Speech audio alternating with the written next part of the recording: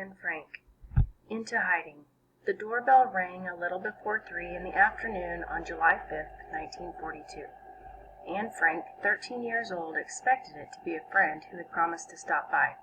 Instead, it was the postman, with a letter for Anne's older sister Margot, telling her to report for transport to a work camp. Anne and Margot's mother, Edith Frank, was shaken by the news. World War II had been going on for almost 3 years, and Germany, led by dictator Adolf Hitler, had overrun much of Europe, including the Netherlands, where the Franks lived. Within German-controlled territory, more and more Jews, like the Franks, were being rounded up and sent to concentration camps. Anne's father, Otto Frank, arrived home a short time later and reassured his daughters that no one was going to break up their family. He, Edith, and friends had seen this danger coming and had been making secret plans. He told Anne and Margot to pack their school bags. The first thing Anne put in hers was a red and green checkered diary she'd received as a birthday present the month before. She had already begun filling it with her private thoughts. The next morning, the four Franks abandoned their home in a heavy rain. They left a fake note hinting they had escaped to Switzerland, then went to a small warehouse at the company Otto had owned before the German invasion. The small family disappeared into a secret apartment upstairs. They would hide there for more than 2 years, surrounded by danger. During that time, Anne poured out her thoughts and feelings on paper. Storm clouds of hate and war. During World War I, Otto Frank had been a German officer. His service was honored with the Iron Cross, a military medal. After the war, he settled into Frankfurt, Germany.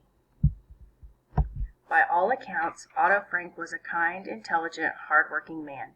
He married Edith in 1925, and they soon had 2 daughters. Margot was born in 1926. Annelies Marie Frank. Anne followed 3 years later, on June 12, 1929. Germany's defeat in World War I brought terrible hardship to the country. The war had left the country broke, and many Germans were desperate and angry. Different political groups battled to control the government, and in 1929 the Great Depression hit Germany especially hard.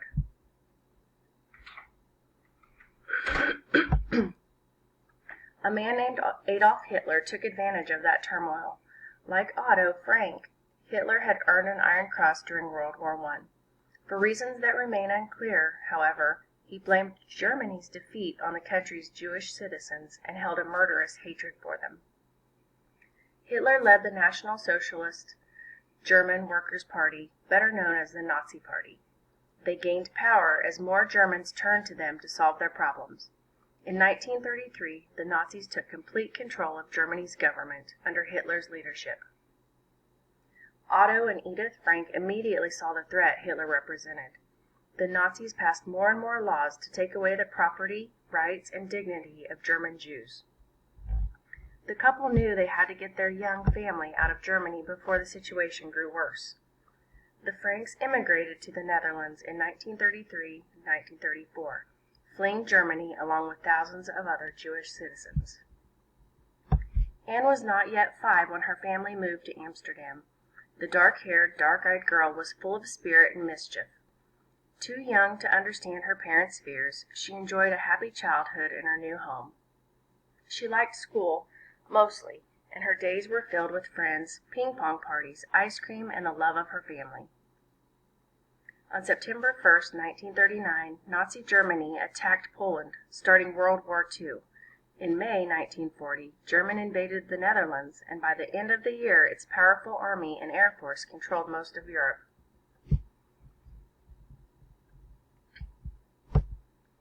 The Franks and other Jewish families had tried to escape the Nazis.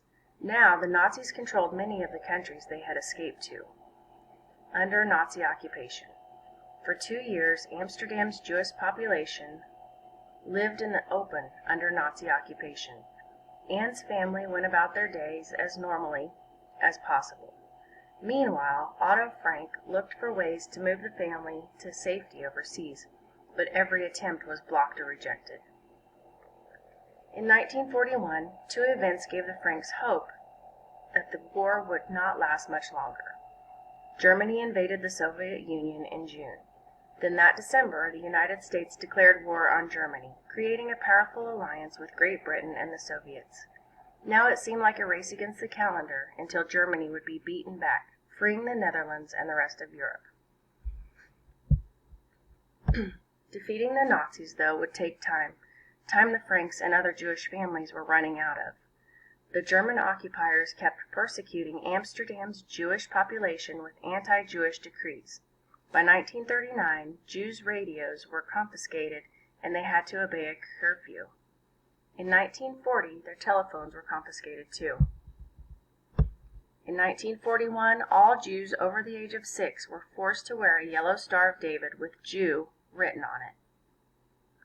They had to turn in their bicycles, but were forbidden to use trams or ride in cars, even their own. They were forbidden to keep pets or leave the country. In 1942, all schools were closed to Jewish children. Many Dutch people protested and took risks to protect their Jewish friends. However, they were often arrested and imprisoned for trying to help. Meanwhile, the Nazis were still determined to wipe out the Jewish people in Europe. In the Netherlands, they accelerated efforts to send Jews to concentration camps. After going into hiding in July 1942, the Franks were joined by Herman van Pels, Otto Frank's business partner. His wife, Auguste, and 16-year-old son, Peter, also joined the group. That November, Dennis Fritz Pfeffer became the 8th person living in their hideaway.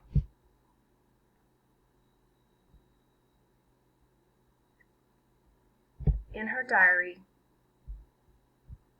Anne referred to their hiding place as the secret annex. The place was fairly comfortable, though not roomy, with a kitchen, bathroom, and cold running water. Its 3 main rooms covered about 46 square meters, and each served as both a living area and bedroom. They eventually hid the single entrance behind a bookcase. They covered all of the room's windows with cloth and cardboard to block any light from showing at night.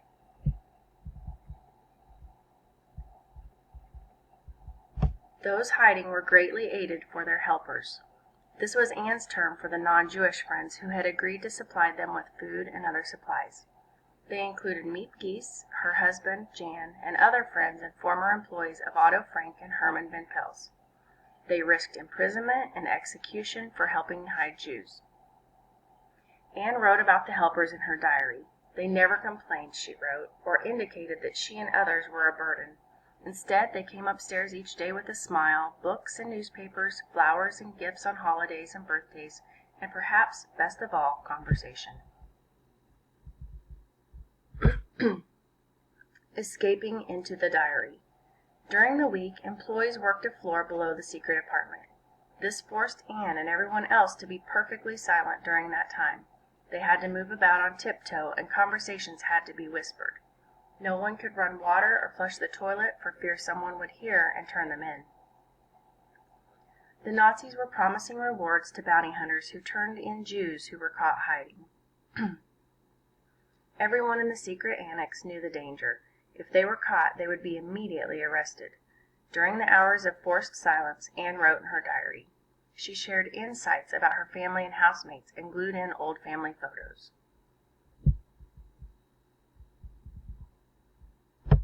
She also described her feelings about growing into a young woman under such grim circumstances, many times expressing a despair and great fear that they would be caught. She quickly filled her first diary and moved on to notebooks and sheets of loose paper. Writing became a way for Anne to cope with her fear and boredom, to shake off all her cares and sorrows. She shared dreams of becoming a journalist or maybe an actress. She had pictures of movie stars pasted on the wall in her little room. When all the workers were gone, Anne and the others could wander downstairs, but never outside. They gathered around the radio to listen to broadcasts. In March 1944, Anne heard a broadcast from a top Dutch official, asking citizens in the Netherlands to write about their experiences under Nazi occupation. Soon after, Anne began to revise her diary entries carefully as if preparing them to be published. In June 1944, Anne heard welcome news. The Allies had landed a huge invasion force in France, and the Soviet Union was forcing the Germans to retreat in the east. Anne's father began keeping track of the war's progress on a wall map. Hope grew that the Nazis would soon be defeated and the Franks and their friends could return to freedom. Caught. On August 4, 1944, the secret police raided the annex. To this day, no one knows for sure how they discovered the hiding place. The German officer in charge forced one of the helpers to lead the police to the hidden rooms, and the Franks and others could do nothing but raise their hands at gunpoint. The officer was stunned to learn the group had avoided detection there for more than 2 years. The police searched every closet and nook of the secret annex. They discovered a stash of papers and notebooks, Anne's diary, and scattered them on the floor. Miep Gies, one of the helpers, later gathered them up and put them in a desk drawer. She had every hope of returning them to Anne after the war.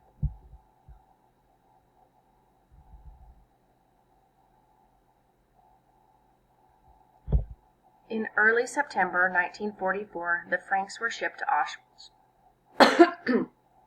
the Nazis' most infamous concentration camp, located in Poland.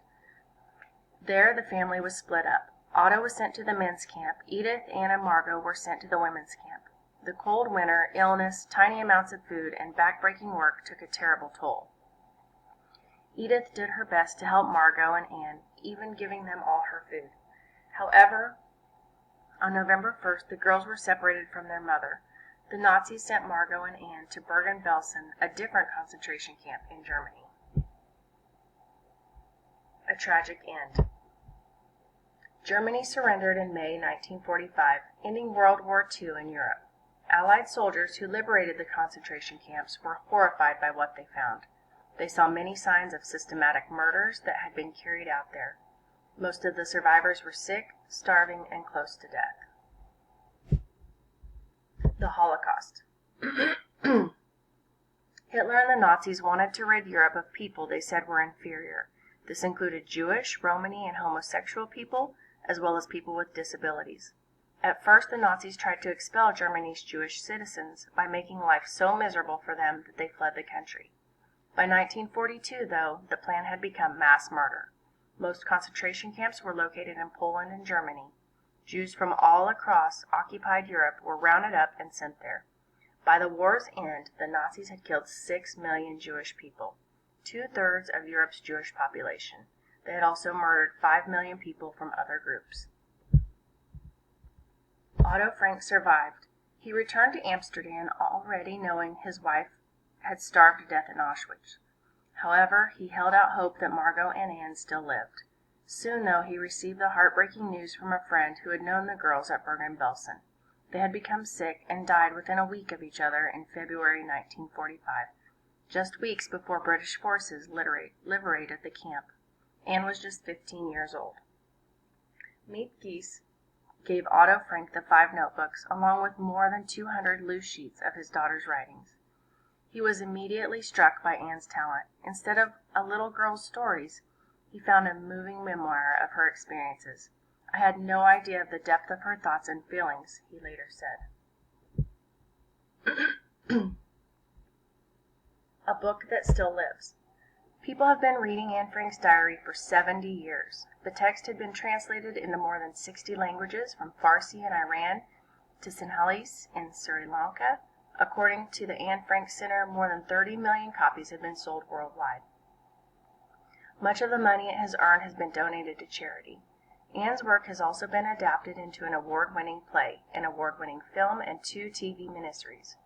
In the United States, the book has been read and taught in schools for decades. Anne's writing offers keen insights into the heart of a teen caught in a terrible time. Her story is a timeless warning against hatred and extremism. Anne Frank, The Diary of a Young Girl, first appeared in the print in the Netherlands 2 years after the war, eventually becoming an international phenomenon. For many readers, Anne's story puts a personal face on the terrors of the Holocaust. She was a young, talented writer whose full life was stolen from her. The full extent of her talent potential was also stolen from the world.